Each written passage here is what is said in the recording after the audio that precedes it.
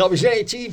Bernardi aqui, você está no meu canal, Bernardi TV, e nós vamos trazer hoje no Podcastionar muita coisa interessante. E o que está acontecendo? Gente, será que nós estamos vivendo assim uma plena democracia? Cheguei até a bater aqui no microfone. Eu fico até pensando, cara, que democracia é essa?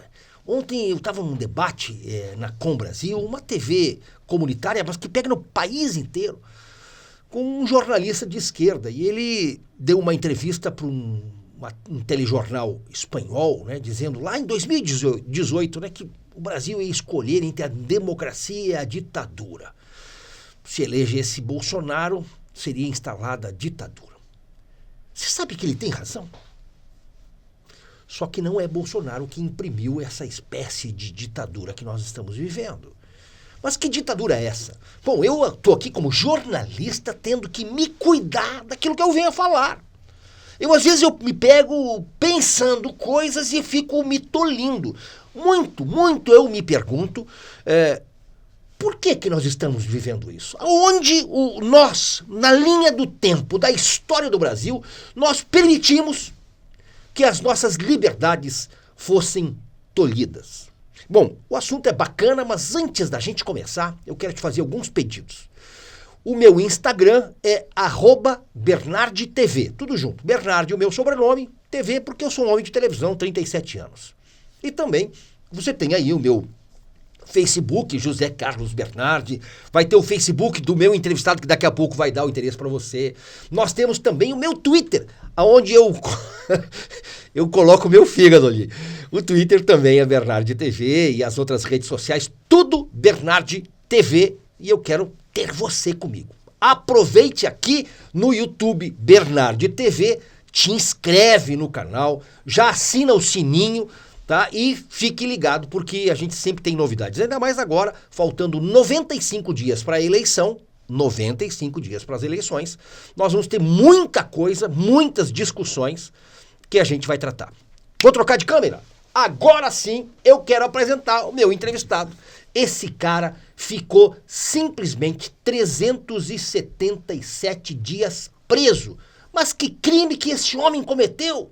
Bom, o presidente Bolsonaro chamou ele de careca do bem. Mas quem é esse careca do bem?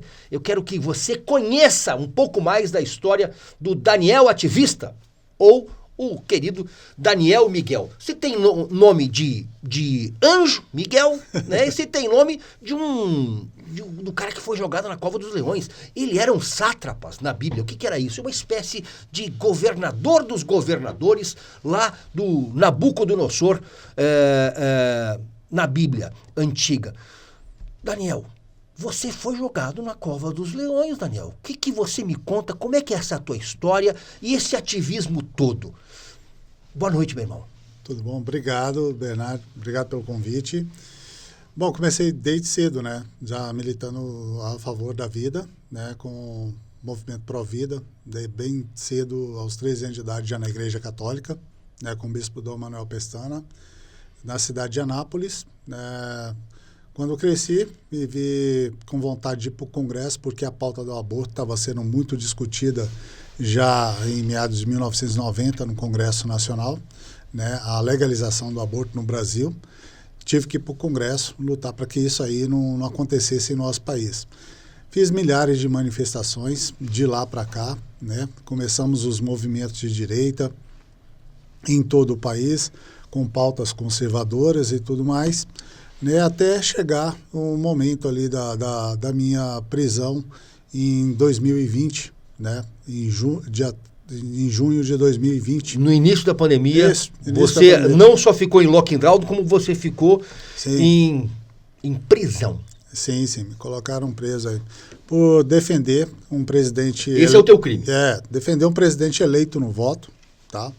Foi eleito no voto, não cometeu crime algum e estavam tentando derrubar o presidente da República, via Congresso Nacional. O que houve em Brasília foi manifestações em apoio ao presidente da República. Nunca houve ato antidemocrático da nossa parte ativista, tá? A parte antidemocrática eu deixo para o seu Rodrigo Maia, entendeu? Que estava tentando derrubar o presidente da República sem motivo algum, tá? É isso que aconteceu ali. E nós fomos para Brasília para defender o presidente Bolsonaro, apoiá-lo, na verdade. Foi atos em apoio ao presidente da República, nada além disso. Tá? Nunca pedimos fechamento de Congresso ou de Supremo Tribunal Federal, ou nos movimentamos pedindo impeachment de qualquer ministro do Supremo ou coisa parecida. O Daniel, por que mesmo você acha que você foi em cana? Porque você estava defendendo o presidente eleito democraticamente e isso pode ter ofendido a Suprema Corte? Ou foi uma costura política e jurídica do Daniel, do Rodrigo Maia? Ali estava rolando muita costura política no Congresso Nacional. Essa é a verdade, entendeu? Estavam tentando derrubar ele via Congresso Nacional. Ali tinham 20 e poucos pedidos de impeachment para o presidente. Tinha 32 naquele momento ali. Tá? 32 para derrubá-los. E muita gente querendo a cabeça dele. Bom, tinha pedido de impeachment sobre coisa assim do Nunca, tipo... sem motivo. Vai fazer um churrasco para 3 mil pessoas no Palácio do Planalto. Desse jeito. Nunca teve motivo nem nada. E nunca apresentaram até hoje nada, né, que pudesse retirar o presidente da República. Né?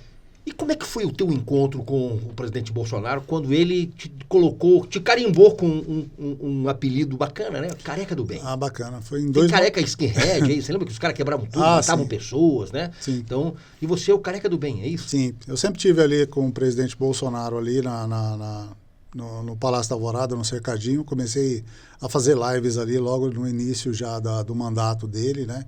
Também no Congresso Nacional, sempre acompanhei o trabalho dele, né? E desse dia eu fui lá levar a minha esposa, fui levar um pouquinho dos meus amigos para conhecer o presidente, que tinham vontade, né? Até assim que ele me viu, o Careca do Bem. Já viu porque ele sabe da minha história, sabe tudo que eu passei, né? Sabe que não foi fácil. Eu fui o único que ficou calado esse período todo. Eu me mantive em silêncio, resguardando a minha família, os meus filhos. O período que você foi preso, é isso? Sim, eu fui o único que não deu entrevista para ninguém. Eu não abri a minha porta, não quis dar nenhuma entrevista para falar sobre nada, a respeito de nada. Aguardei a justiça ser feita, infelizmente não foi, né? E paguei o preço aí alto por não ter feito exatamente nada, somente porque eu pedi que o meu presidente ficasse no cargo, nada além disso. Você fez, como o teu próprio nome diz, ativista, Daniel Ativista, é o teu nome que você usa, você movimentou pessoas. Você levou pessoas para a Praça dos Três Poderes. Não, nunca para a Praça dos Três Poderes, sempre para a frente do Congresso Nacional.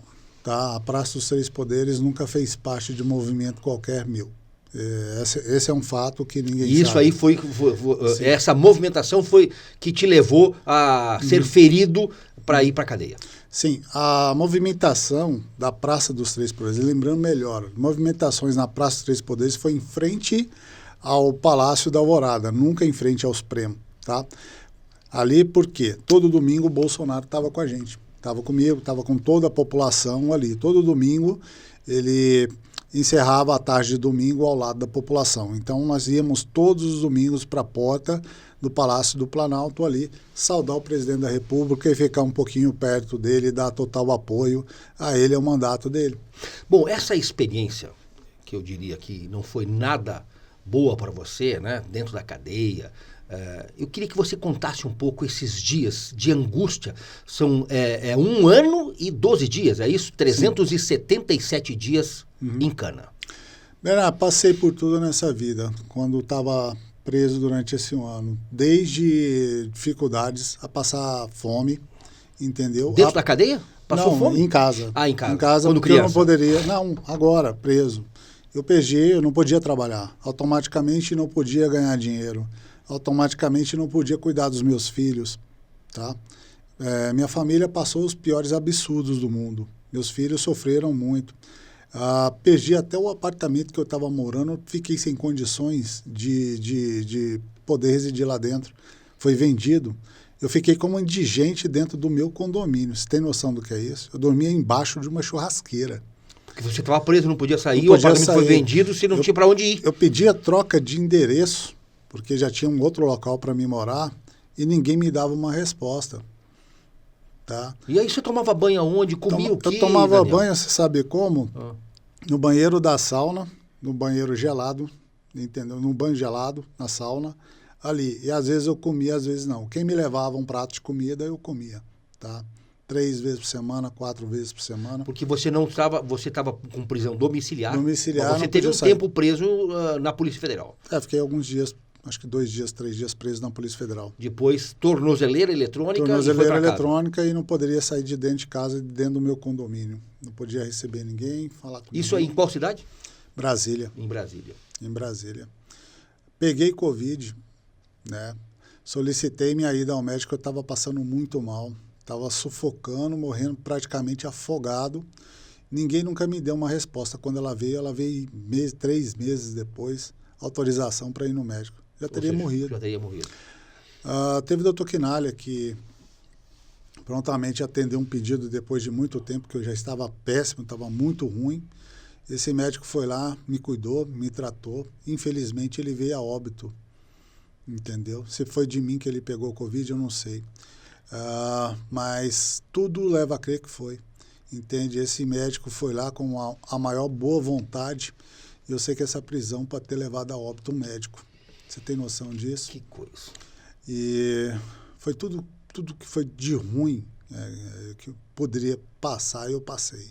Perdi tudo praticamente que eu tinha meus contratos de trabalho, minhas coisas, entendeu? A forma como eu ganhava pão de cada dia, a forma que eu alimentava meus filhos, cuidava dos meus filhos que precisavam de mim. Perdi meus filhos que não poderiam ficar comigo morando dentro do condomínio, eles tiveram que ir para outro lugar. Fiquei só, sem eles, sem saber como é que estavam. Você não podia sair do lugar onde você estava? Não podia comprar um pão na padaria. Você tem noção disso? Tem um dia que não tinha o que comer, entende? E simplesmente assim, foi largado lá, ninguém falava nada. Né? Foi bem triste, bem triste. Mas foi aí que eu... E aí, agora vamos fazer a jornada do herói, né? Mas aí foi que eu me levantei. Eu nunca participei. Como é que foi esse levante aí? Nunca participei de partido, né? Participei sempre da vida política do país, mas nunca quis entrar para partido, nunca quis ser candidato e nada. Foi na prisão que eu vi que a única solução para mudar o nosso país é realmente estando lá dentro. Porque isso não pode mais acontecer no nosso país, Bernardo. Nós estamos sendo tolhidos, nós estamos sendo calados, nós estamos sendo presos, perseguidos de todas as formas possíveis. As redes sociais que nós dominávamos, as redes sociais, tiraram o nosso alcance, nós somos bloqueados, excluídos das plataformas, nós somos perseguidos nas ruas, universidades, em tudo quanto é lugar. O Brasil não pode mais viver desse jeito. A população não aguenta mais. Nós não podemos mais abrir a boca para expressar o nosso sentimento relacionado a algumas pessoas que estão fazendo, com perdão da palavra, merda, entendeu? Em cargos públicos. Isso não pode mais acontecer. Prisões, como aconteceu comigo e com outros, como Roberto Jefferson, que continua preso até hoje e sofrendo, não podem mais acontecer nesse crime país. De opinião, né? Crime de opinião. Wellington Macedo, o Daniel Silveira. Entende? Né? Isso não pode mais acontecer. Nós vivemos numa democracia.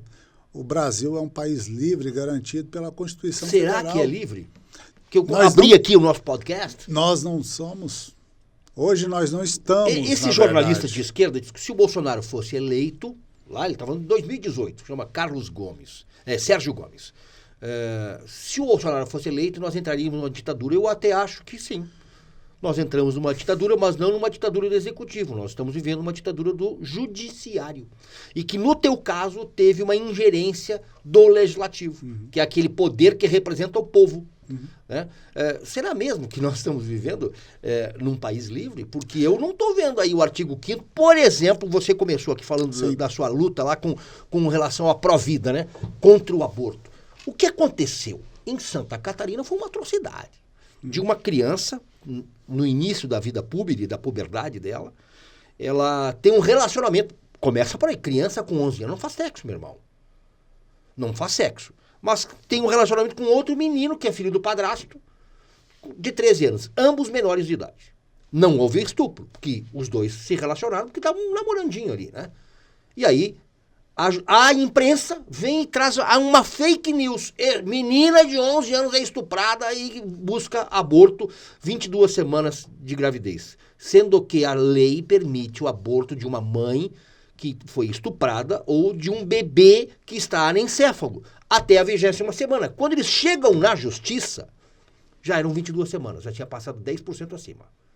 E aí quando se realiza o aborto, o assassinato, o bebê tem 29 semanas. Ou seja, está com quase 7 meses, 7 meses de gravidez. E aí, primeiro, que não houve aborto. Fake news. Segundo, que a imprensa vende tudo isso. E terceiro, a justiça, através do Ministério Público, autoriza o aborto. E vai um médico e faz o aborto. Então nós temos aqui, eu até chamei no programa 62 Minutos, que foi na Jovem Pan essa semana, e também tem o canal do YouTube, chamei que o que foi estuprado, mais uma vez, fora a Constituição Federal, Daniel. A Constituição brasileira foi estuprada mais uma vez no seu artigo 5º, que tem o direito à vida. Uhum.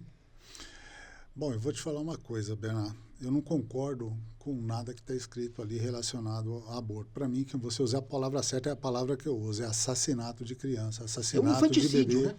Justamente. Isso não pode mais acontecer no nosso Brasil, ainda mais com esse tanto de semanas já.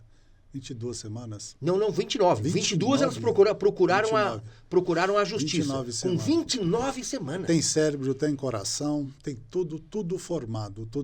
Esse foi um assassinato mesmo. E parece que a imprensa comemorou, né? Isso. E cadê o advogado do bebê? Tem? Não então, tem. A vítima, quem não tinha nada a ver com o pastel, foi quem morreu, entregou a vida. Entende? Isso não pode mais acontecer. O Brasil tem que rever a lei do aborto. Tá? Não é aborto, é assassinato de criança. Isso não pode mais estar acontecendo.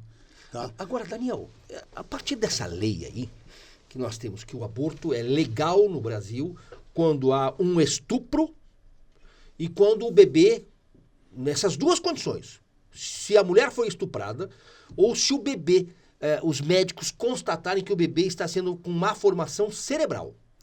Para mim, de forma alguma, nem com estupro e nem com má formação. Para mim, tem que deixar nascer.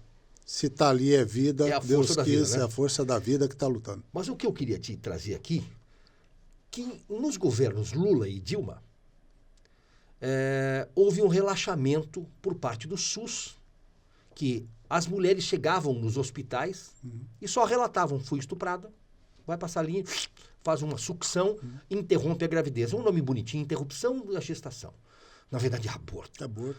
Só que não precisava, na época dos governos petistas, não precisava você fazer uma ocorrência policial e ter exame de corpo de delito e um laudo médico dizendo que você estava grávida e que você foi estuprada. A mulher, né? Ou seja, você chegava lá, tinha vida normal, só que fui estuprada na esquina. Acabou. Ou seja, há um relaxamento da lei que favorece o mal, o assassinato de bebê. Você tem filhos. Quantos filhos você tem? Tenho 3 filhos. Eu ganhei de você, eu tenho 4. O meu mais velho tem 30 e vai fazer 33. Daniel, você pegar aquele serzinho indefeso, 100% indefeso, a ponto de ter que dar de mamar, pega para arrotar, para trocar fraldinha, tem hora certa, acorda a gente de madrugada, a gente não dorme nos primeiros meses, mas é um ser frágil, 100% dependente, incapaz. Eles vão ainda no útero da mãe, que é o templo da vida, e assassinam esse bebê no templo da vida. Ali vira um palco de assassinato. Gente, a pior que crueldade é essa? Que ser humano é esse capaz de praticar tamanha crueldade? Eu vou te falar, a esquerda brasileira tem lutado duramente para promover o aborto, legalizar o aborto nesse Brasil, não é de hoje. Põe os nomezinhos bonitinhos, né? Sim, só troca o nome, né? Mas o assassinato é o mesmo, né? É o mesmo jeito de fazer, nunca muda, né? Com isso, eu não sei o que ganham com isso, mas, a princípio, isso faz parte de uma ideologia de querer praticamente acabar com os herdeiros, né? Acabando com o herdeiro, você não tem propriedade privada, né? Você destrói até até isso aí. Eles querem destruir a família. A né? família, destrói a família, a propriedade já não fica mais para os herdeiros, já fica exatamente já para o Estado, da forma que eles pensam em ter. Bom, você é católico, né? Sou católico. Eu sou evangélico, mas também o meu berço é católico. E a Somos Bíblia, cristãos. A Bíblia é a mesma, né? É a mesma. É só uma questão de denominação. Tenho um profundo respeito aos espíritas também, que também rechaçam muito a questão do aborto, assim como os católicos e os protestantes. Mas tem um texto bíblico que Jesus diz assim, o ladrão veio para matar, roubar e destruir. Ou seja, é uma forma, né, matar. Está aí matando os nossos bebês, destruindo famílias, roubando a saúde porque muitas mulheres que fazem aborto hoje se tornam inférteis. Porque, ou se não, morrem também naquela mesa lá pelos tratos. Agora, a minha visão, Daniel, é um pouco mais contundente. Eles são satanistas. Por tudo que eles defendem, eu falo da esquerda, eles não sabem disso. Muitos, é um efeito manada, muitos não sabem a quem estão servindo. A esse sistema de esquerda. São satanistas. E o que o satanismo quer? Ele quer sacrifício humano. E esse sacrifício humano é feito no templo da vida, no útero de uma mãe. Isso é verdade, isso é fato. E aí, quando se faz esse sacrifício humano, porque no mundo espiritual, a moeda que vale é o sangue. A moeda... Tanto é que Jesus, quando ele se entrega na cruz, o sangue dele compra os teus pecados e os meus pecados. Porque o salário do pecado é a morte, então ele vai lá e paga este salário com a morte dele. Só que no mundo espiritual, as trevas se utilizam desta mesma moeda para que eles cresçam na graduação da bruxaria, da feitiçaria. Olha que coisa.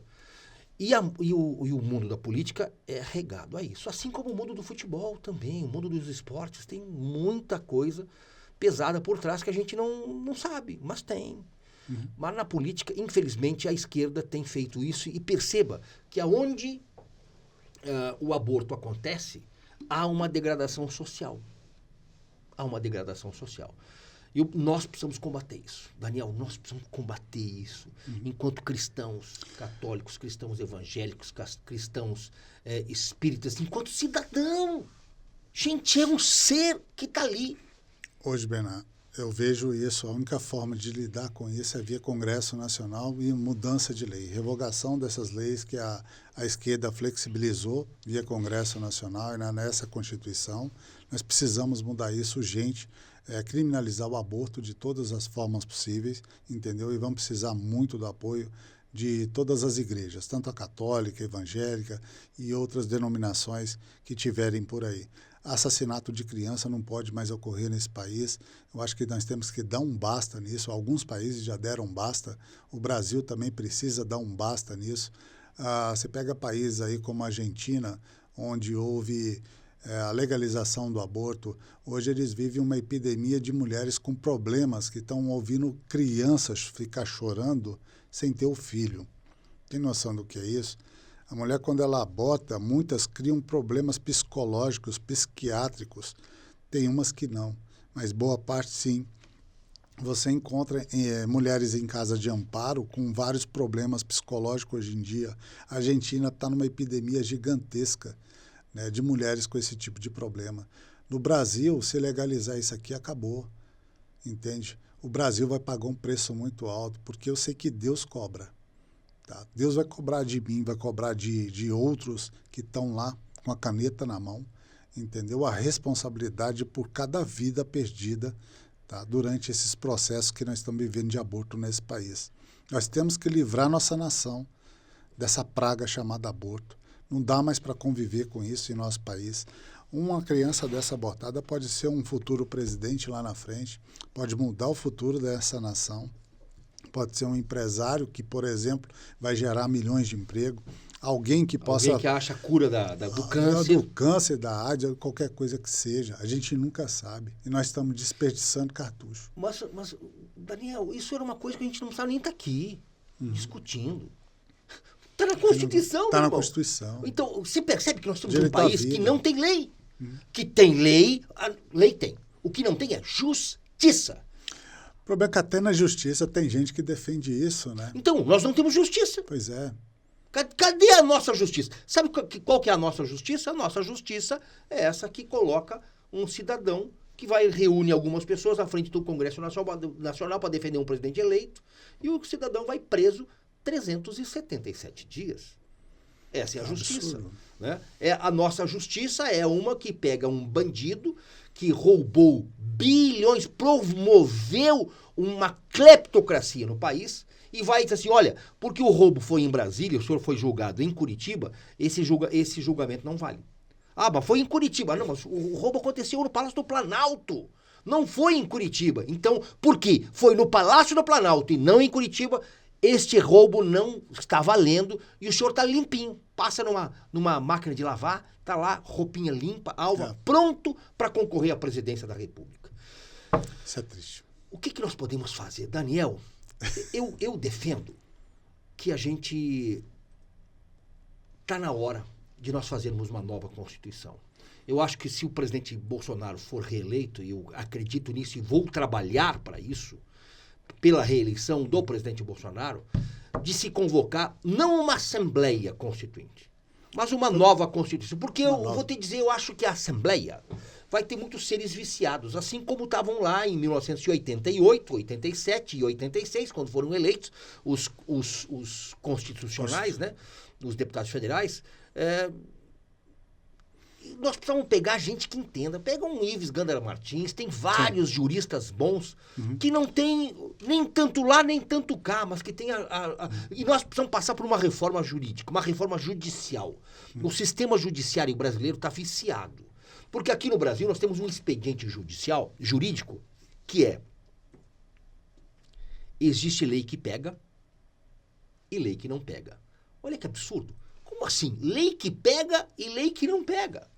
E eu vou te dizer, e nós temos coisas que pegam que nem lei tem. Qual que é a lei?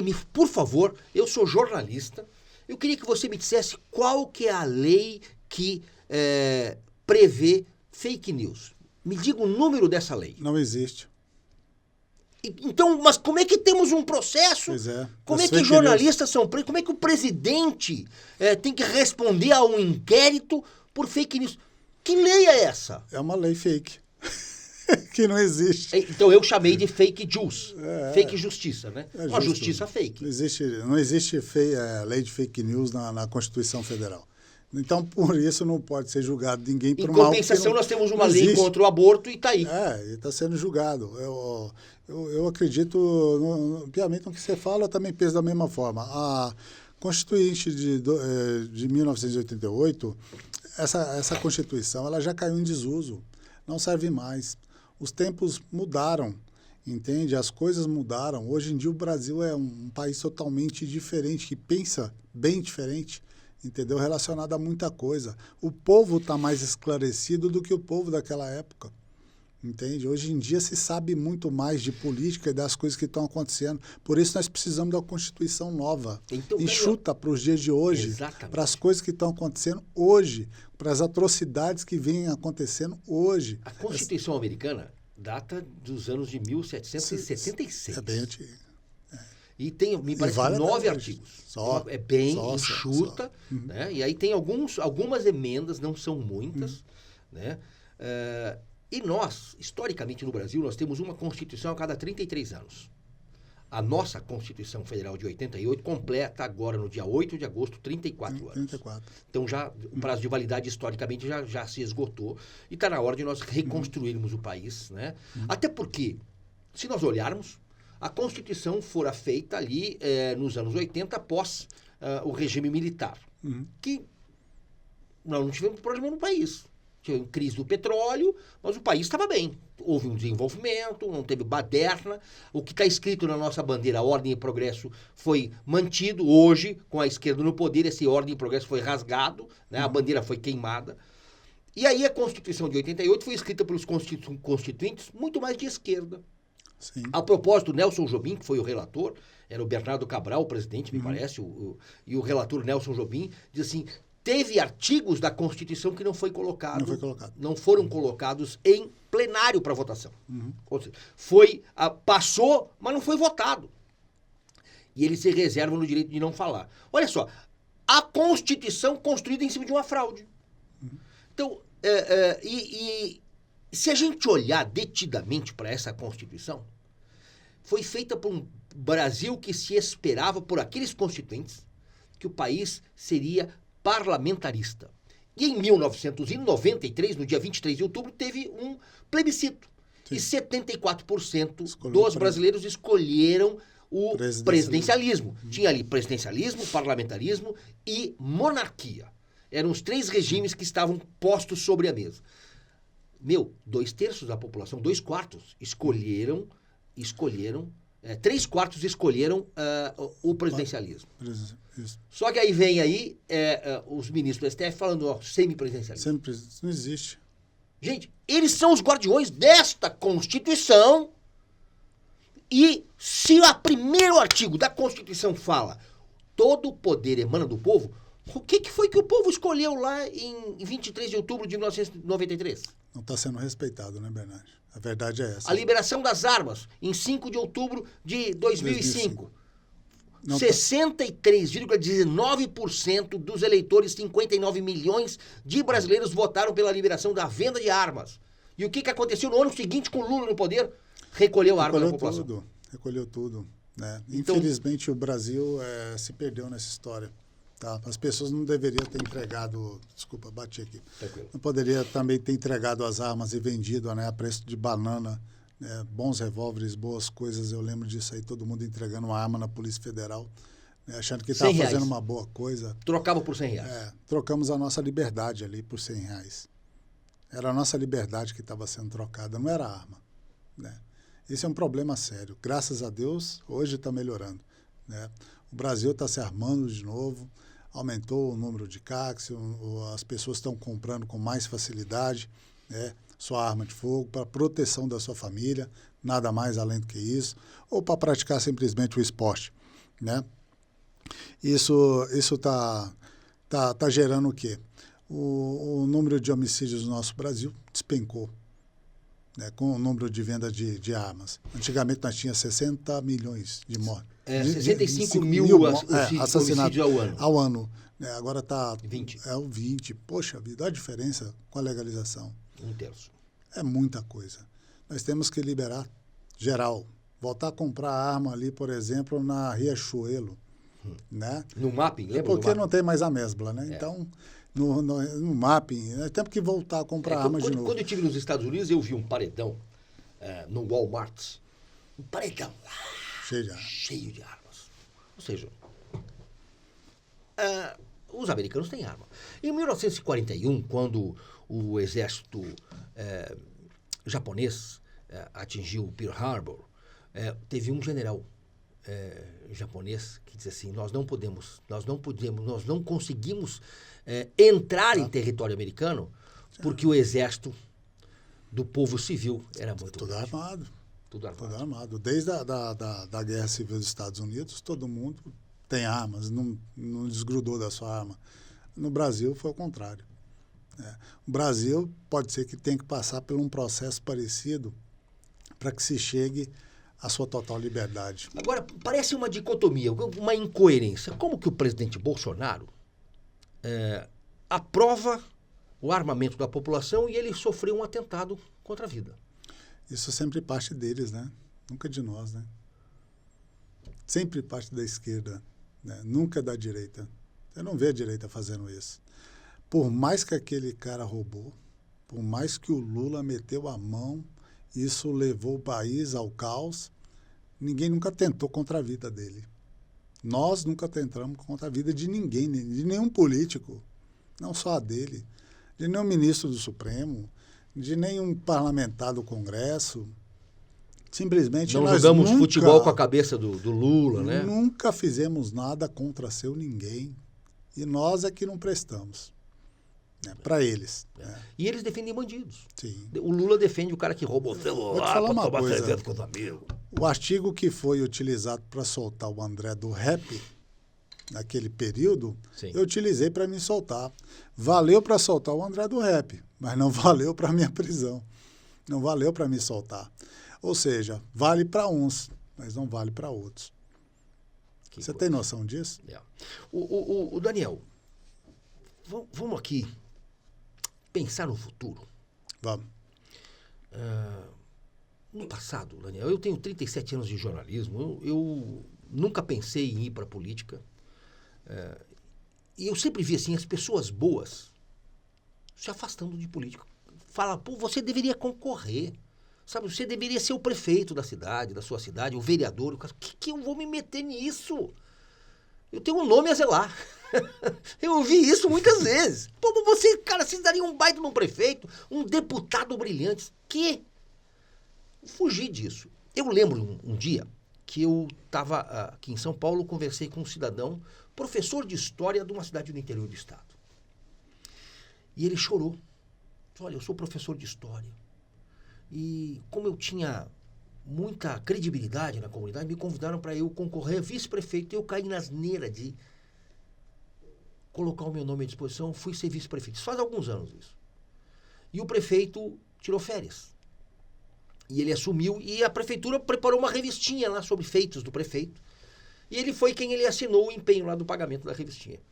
Ele foi preso por causa dessa propaganda. E aí ele chorava, eu sou um professor de história, o que eu fui me meter? Eu não sei. Quando chegou um processo com o meu nome, eu não sabia o que eu fazia. Eu perdi o chão. As pessoas de bem não conseguem conviver com esse tipo de coisa. Tem um processo no meu nome. Só que parece que as coisas mudaram. Né? Você que é o careca do bem, tem um processo com o teu nome. Né? Mesmo que não tenha fundamento, tem um processo. Só que as coisas mudaram, Daniel. A partir de 2018, com a eleição de Bolsonaro, os homens e as mulheres de bem acordaram. Poxa, nós precisamos colocar o nosso nome à disposição. Eu preciso me colocar à disposição do país. E você é um deles. Você está se colocando agora à disposição do eleitorado paulista. Se eu não posso falar que você é candidato, né? Porque você é pré-candidato, porque ainda não aconteceu a convenção. Você é pré-candidato a deputado federal por São Paulo pelo PTB, o partido que eu faço parte. Me fala um pouco das ideias do Daniel Miguel, o conhecido careca do bem, o Daniel ativista. Bernardo, a primeira coisa que eu tenho de ideia hoje, andando muito ali pelo litoral, é geração de emprego. Eu acho que para a gente alcançar uma geração de emprego rápida, somente com a reforma tributária. A reforma tributária ela vai tirar muito imposto, vai tirar essa carga tributária de cima do empresário brasileiro. Chega a ser 46%. Pois é grande. Né? Isso vai ajudar muito o empresário a empreender e gerar emprego. A expectativa do governo federal é de, com a aprovação do jeito que a reforma tributária está, é dobrar a capacidade de vaga de emprego em todo o país, de carteira assinada. Isso é emprego direto, tirando os empregos indiretos que provém disso. Né? Então, assim, vai ser uma geração de emprego em massa. Eu acho que nós precisamos de emprego mais do que nunca nesse país. Você gera emprego nesse país, você praticamente acaba um pouco com essa juventude indo para a droga, por exemplo. Nós temos no Guarujá jovens que não têm o que fazer, não tem escola, não tem faculdade, não tem emprego, porque um prefeito não procura, não deixa empresas entrar lá, entendeu? Para poder empreender. Para onde essa juventude vai? Vai para o crime. Não tem outra alternativa para eles a não ser ir para o crime ou mudar de cidade. Muitos não têm essa condição, entendeu? Então, eu vejo hoje a geração de emprego em massa a melhor coisa para o nosso país. E, através da reforma tributária, hoje será a melhor coisa para o Brasil. É uma coisa que eu quero pegar a fim, porque eu sei que esse ano o Congresso não vai aprovar. Esse ano eles estão trabalhando em prol dos seus mandatos, de um próximo mandato. Nunca trabalharam ao longo desses 4 anos, mas esse ano em especial, eles não vão trabalhar, entende? Eu sei que isso aí vai ficar, porque eu já conheço, vai ficar para 2023, tá? Eu quero chegar lá, eu quero pegar isso aí para aprovar. Quero aprovar, eu vou aprovar isso aí, entende? Vou lutar por isso aí, dentre outras coisas, com uma melhor saúde, entendeu? Em todas as circunstâncias para o nosso país. O SUS ele precisa ser olhado com mais carinho e olhar por dentro. Nós precisamos conhecer o paciente do SUS também. Tá? De que forma ele está sendo atendido e por que está desse jeito, sendo que tem tanto dinheiro. tanto dinheiro investido na saúde do nosso país. Onde é que está acontecendo o erro? Nós precisamos enxergar, ver onde é que está esse erro, conhecer melhor o nosso paciente, entendeu? E modificar tudo isso aí. Isso precisa ser mudado e rápido, ou senão o Brasil vai entrar em colapso. Entende? Nós conseguimos fazer a reforma tributária, ou reforma da Previdência, que já deu um alívio, um pequeno alívio. Poderia ter sido melhor. Tá? A reforma trabalhista que o Lula quer revogar, mas ainda pode fazer mais reformas. A reforma trabalhista, eu acho que ainda poderia também ser melhor. Eu acho que precisamos discutir muitas outras coisas que também faziam parte da reforma trabalhista, que poderiam mudar mais. Hoje em dia nós temos, até antipopular o que eu vou dizer aqui, mas nós temos direitos demais e poucos deveres. Entende? Eu acho que nós precisamos... Essa é a Constituição de 88, uma Constituição cidadã para o cidadão ter mais direitos do que dever. O dever é do Estado. O Estado tem que fazer tudo. Precisamos olhar isso aí com melhor olhos e olhar à frente, né? Estados Unidos não tem nada disso. É um país que cresce pra caramba, é um país que gera emprego, que não para, entende? E o Brasil, com esse tanto de coisa que tem, nós ficamos estacionados, ficamos para trás. Essa é a verdade. Precisamos melhorar. As terras indígenas... E a exploração de minerais, qual que é a tua opinião? É uma tristeza, praticamente quase tudo que tem debaixo do solo brasileiro está indo lá para fora de maneira ilegal. Tudo. É $1 bilhão por dia. É muito dinheiro, é um derramamento de dinheiro, assim, não sei nem o que dizer, tirando a nossa madeira. Nossa madeira toda vai lá para fora também de forma ilegal. Mas porque tem embaixo que tem em cima. Só um pouquinho. Vai para fora... minério e madeira, e eles querem comandar a Amazônia, é isso? É desse jeito. Mas por quê? Eles não querem proteger a Amazônia? Não é isso. Ou seja, olha, Daniel, é $1 bilhão, que é o que se supõe aí, né? Que sai do Brasil por dia de minérios ilegais. Aí vai ouro, vai manganês, vai tudo. $1 bi por dia, certo? Se a gente for colocar isso, são 5 milhões por dia. E por quê?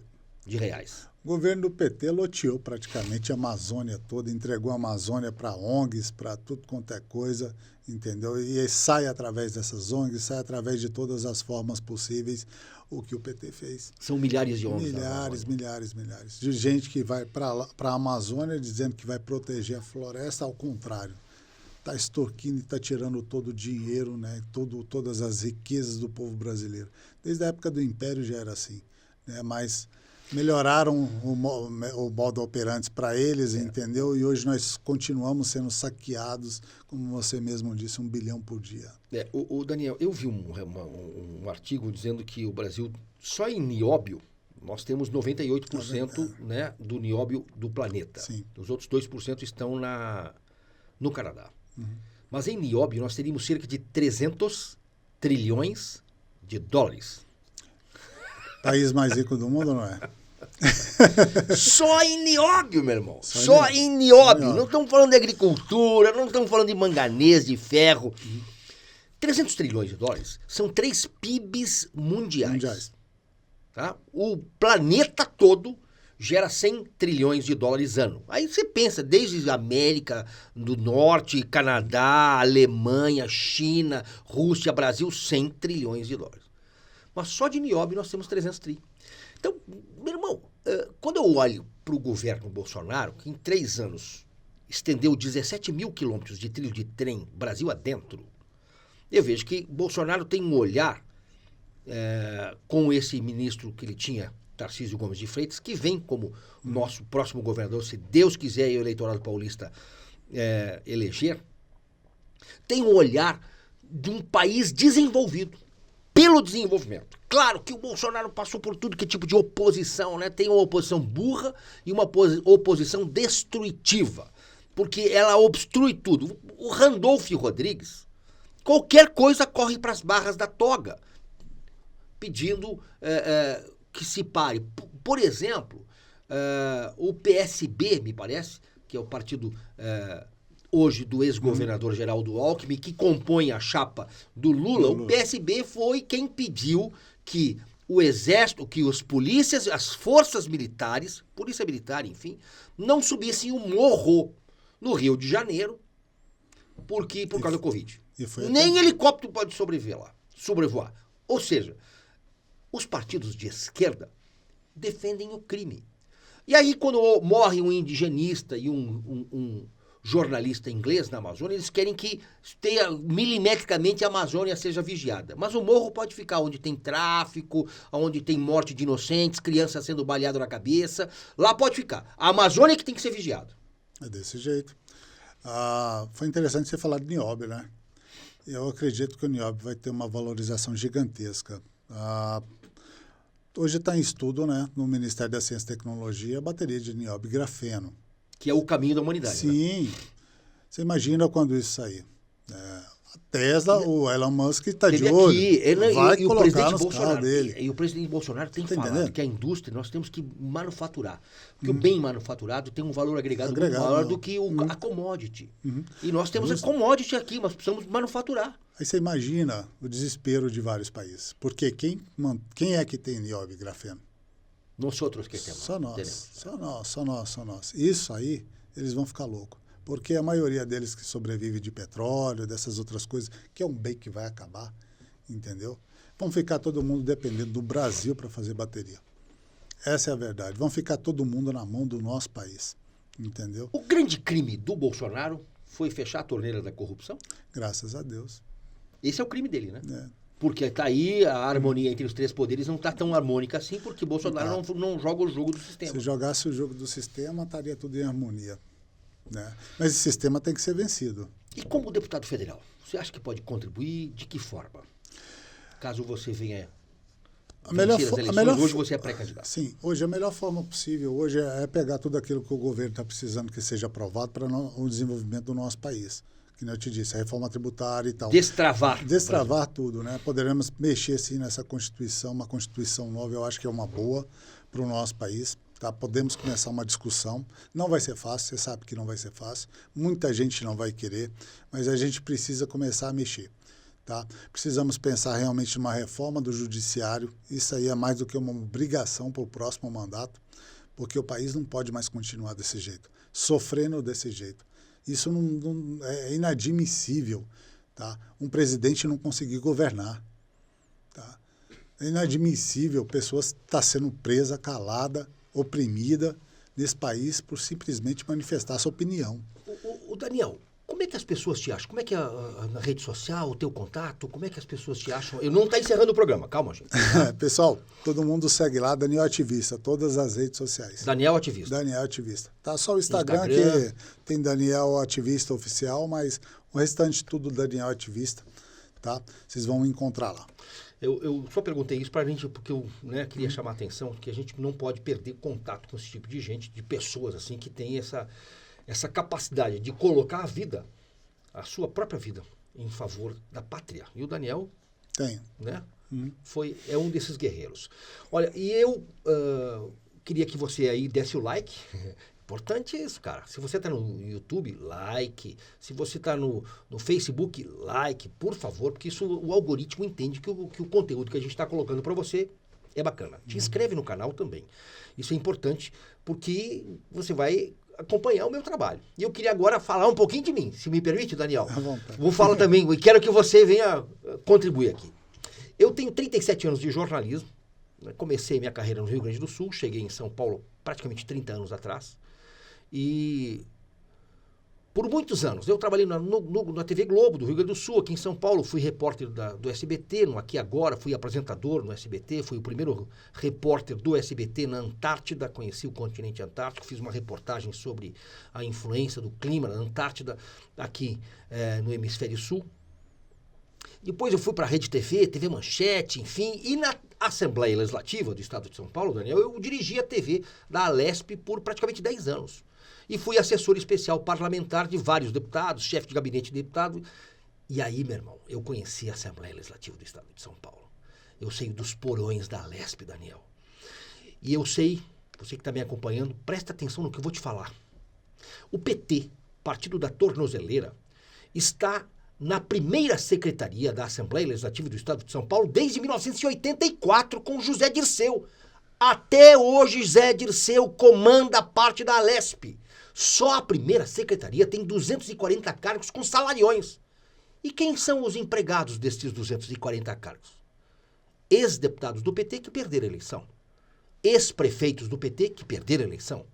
Ex-secretários do PT que não arrumaram mais boquinha. E a Alesp está aparelhada pela esquerda. Eu estou pré-candidato a deputado estadual porque conheço o processo legislativo da Assembleia Legislativa do Estado de São Paulo, conheço o regimento interno e sei o que eu encontro naqueles porões da Alesp. Por exemplo, eu sei que tem lá o NAI, que é o Núcleo de Ação Estratégica da Alesp, que tem 50 cargos. Nestes 50 cargos, eles ficam numa sala como essa que nós temos de 20 metros quadrados. Como assim? 50 pessoas trabalham numa sala de 20 metros quadrados? Você entendeu que esse núcleo de ação estratégica é um cabide de emprego? Ali deveria se pensar políticas públicas, se pensar ações. E também temos um SOS Racismo que eu acho fantástico. São 12 cargos de um telefone 0800 que você faz uma denúncia. Ó, me chamaram de japonês da Federal aqui na saída da escola. Um telefone 0800 para 12 pessoas atender. Enquanto isso, nós temos 180 escolas públicas no estado de São Paulo, consideradas violentíssimas, território do crime, em que o professor apanha na cara, em que a droga corre solta dentro da escola e ninguém pode fazer nada. Nós temos escolas em que os teus filhos e os meus filhos estão sendo doutrinados por essa doutrina satânica, que é o comunismo e o satanismo, que é o socialismo. E aí, eu me proponho hoje, 37 anos depois que eu comecei a minha carreira como jornalista, e sair do jornalismo. Pode fazer uma e ir para a política, claro. Nós vimos aí que vários deputados que se elegeram na onda Bolsonaro, que inclusive estavam na Alesp, acabaram votando com João Dória por um aumento do ICMS. Se venderam. Sim. De que forma você pensa assim hoje em ajudar o Tarcísio no sentido do ICMS do Estado de São Paulo? Bom, primeiro assim, o Tarcísio, o ICMS é o que põe o Estado a funcionar. É a grande parte da arrecadação. O poder arrecadatório do Estado está no ICMS. O ICMS não pode ser feito o que foi feito com o João Dória quando o Bolsonaro baixou o preço do gás e do diesel e ele subiu o preço do ICMS para que não sentisse... Isso é crime contra a economia popular. Crime contra a economia popular. O ICMS, ele tem... Primeiro, o Estado está muito pesado. O Estado está muito pesado. Por exemplo, né, compraram a R$695 câmeras para botar no uniforme dos policiais. Gente, significa que querem vigiar aqueles que combatem o crime. Então, já que é para vigiar funcionário público, tem que botar em médico no posto de saúde. Porque a gente vai ver se o médico está trabalhando. Nós vamos ter que colocar na merendeira, se ela está colocando comida certinha. Nós vamos ter que colocar no faxineiro. Nós vamos ter que colocar isso também num deputado, num assessor de deputado. Câmera para todo mundo. Se é para só policial. Então, Bernardo, nós sabemos também que cada tornozeleira eletrônica custa por volta de entre R$200 e R$300. Você não acha mais fácil colocar uma tornozeleira eletrônica num bandido do que colocar uma câmera num policial que está cumprindo? Já que querem câmera, coloca câmera no bandido também. E aí? E aí nós vamos ver o que ele está fazendo. Com o monitor. Bom, hoje com um celularzinho você consegue transmitir as imagens. Então põe a câmera no bandido. Ah, mas ele vai no banheiro. Meu irmão, ele cometeu um crime. É criminoso, portanto ele perdeu o título de cidadão, nem votar ele pode. Acabou. Pretende apresentar alguma coisa nesse sentido? Na verdade, assim, essas são leis federais, leis criminais. Mas, assim, como o caso de apoio ao Tarcísio, nós vamos entrar agora num momento, que é o que eu vejo por os próximos 4 anos do Brasil, a reindustrialização do Brasil. Então, nós precisamos apresentar projetos que facilitem a vida do empreendedor e que facilitem a vida de quem quer gerar riqueza. E tirar o peso do quinto dos infernos, que são os impostos. Antes era 20%. Hoje chega a 46% a carga tributária em alguns. Vou te dar um exemplo, Daniel. Você ganha R$10 mil de salário. Você como empregado. R$10 mil. A tua empresa paga R$10 mil. Só que o teu contrato é de R$10 mil nominais. Só que a empresa, quando vai pagar todos os impostos e os encargos, custou 20 mil. Certo? Você recebeu 10 mil, não vem descontado na folha. O imposto de renda é 27,5%. Então você recebeu 7.250. Certo? E aí Vem os outros, vem teu INSS, bom, no fundo, vem para tua conta R$6.800.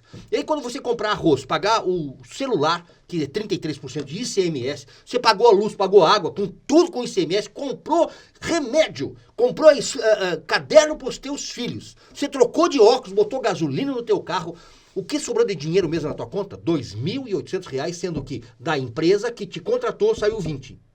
Mas a tua riqueza são só R$2.800, porque o resto tudo ficou em imposto. Sobra nada. Você percebe o que peso de uma carga tributária de um país? Altíssimo. Por isso a reforma tributária se Por faz isso que nós precisamos colocar uma reforma tributária.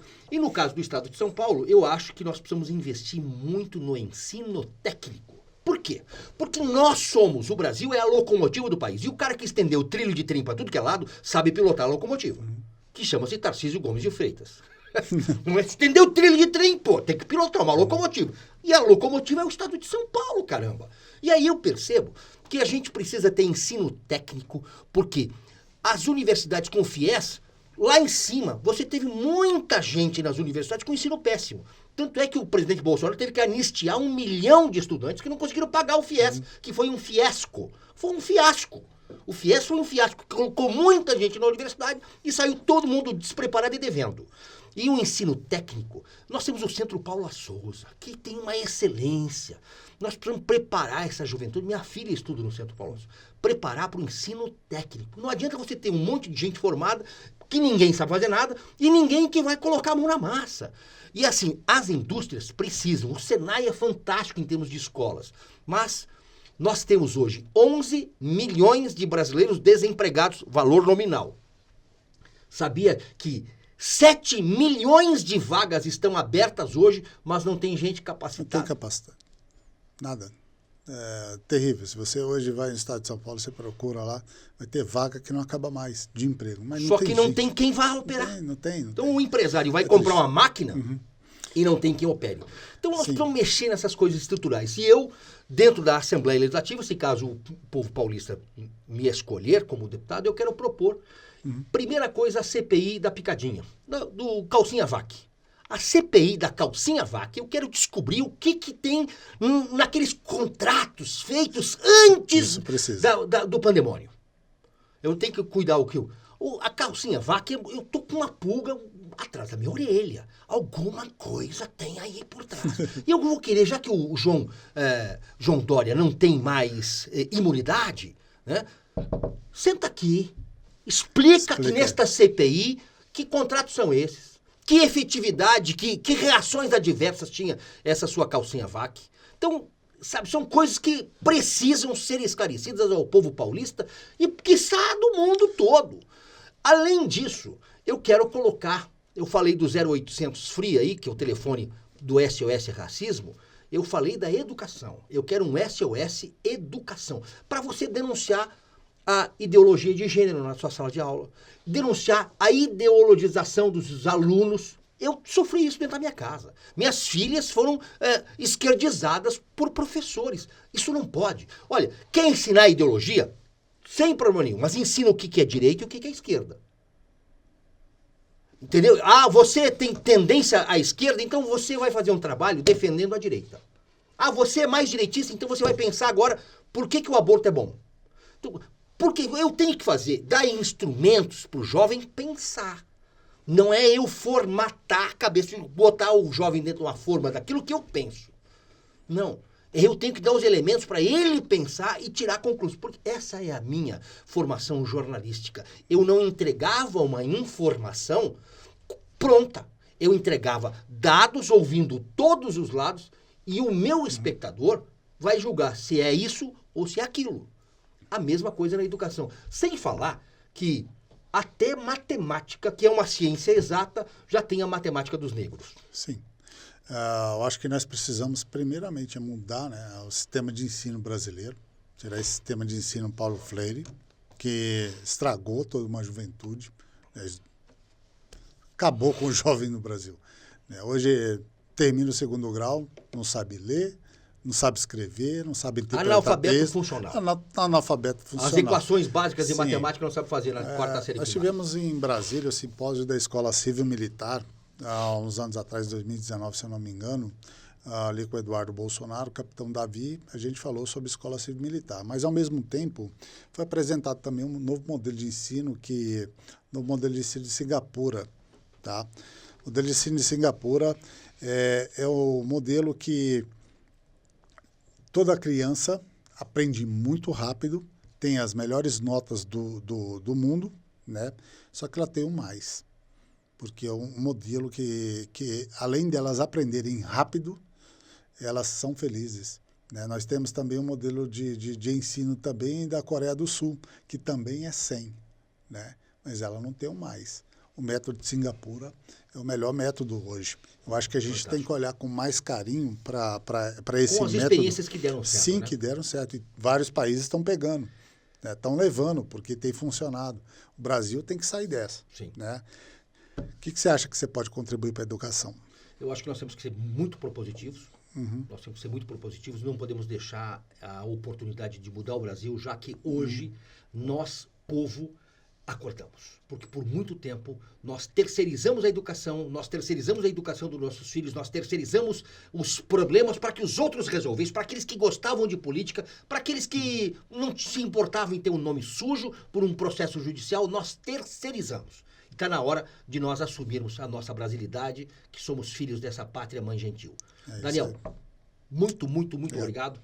Teu recado final aí, até porque nós vamos caminhar junto. Você vai nos ver nos próximos meses, né? Faltam hoje 95 dias para as eleições. Sim. Nós vamos caminhar bastante juntos nesse período e depois também, né? Porque a vida não para, o tempo é contínuo. É verdade. Pessoal, segue aí minhas redes sociais, segue a do Bernardo também, o pessoal que estiver vendo aí. A Daniel Ativista, né? E Bernardo TV. Né? Conto com todos vocês. Eu e o Bernardo vamos estar caminhando ali pelo lado de Campinas, Valinhos, outras cidades por aí. Guarujá. Tem muito lugar que a gente vai estar passeando. Eu queria convidar você a nos conhecer. Faremos grandes reuniões boas para estar escutando vocês, tá? Sabendo o que realmente o povo quer, as necessidades de todos vocês, para que a gente possa implementar a nível do Estado de São Paulo, a nível Brasil. Obrigado, meu irmão Daniel. Obrigado. Olha, você que acompanhou a gente nessa hora de conversa, eu queria deixar um recado final. Milagres existem. Deus existe. O milagre de Deus é tratar do impossível. Agora, aquilo que é possível, você e eu podemos fazer juntos. Arregaçar as nossas mangas e transformar o Brasil. Vamos deixar o impossível para Deus. Mas o que é possível, Daniel Ativista, eu, Bernardi, e você, vamos fazer. Deus te abençoe.